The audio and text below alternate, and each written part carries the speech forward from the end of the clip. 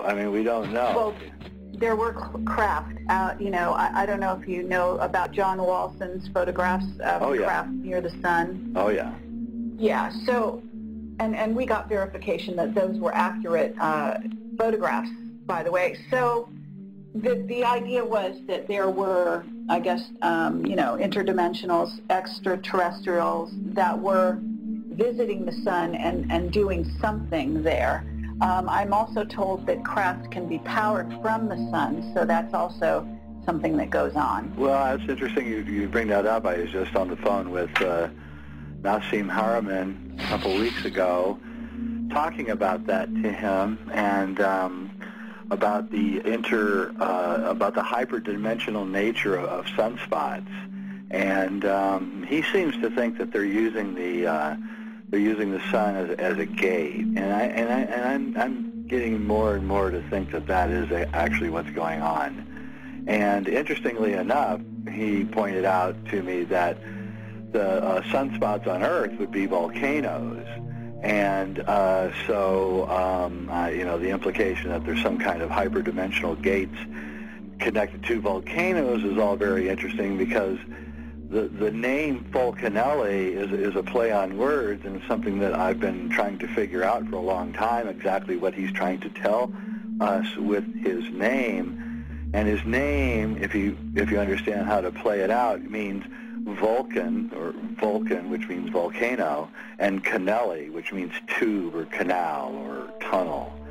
And so I was struck by the fact that Nassim thought that volcanoes may be able, because of their nature, the highly crystallized surface of the molten surface of volcanic tubes, would cause a vorticular electromagnetic vortex to be created just by the circular nature of the tube itself. And so there is some reason to believe that this could be true.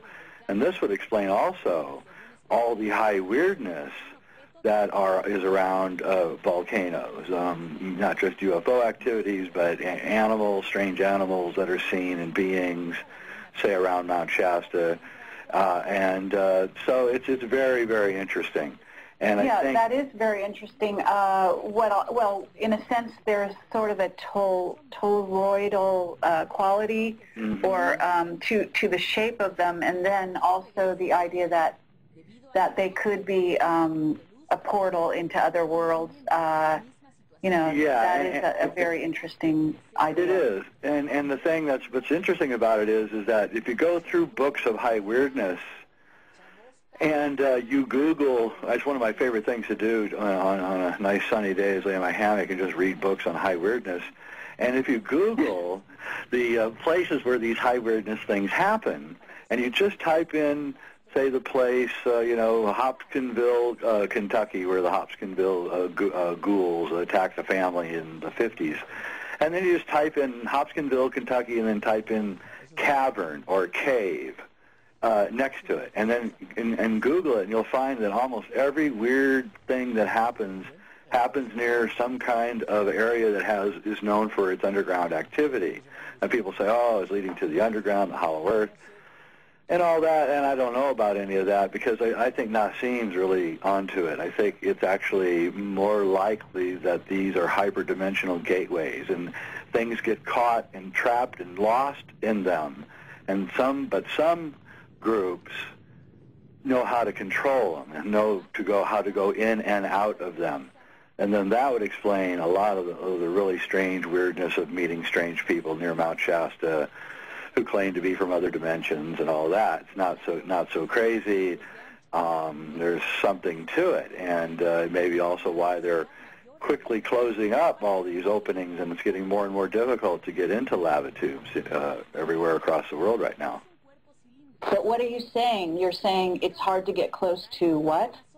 Well, so I mean, I'm probably making it worse by talking about it openly, but if you know, in the old days, as an old spelunker, you used to be able to just get into caves easily in the United States, for instance, but also in Peru and in Mexico, and it's getting harder and harder to do that.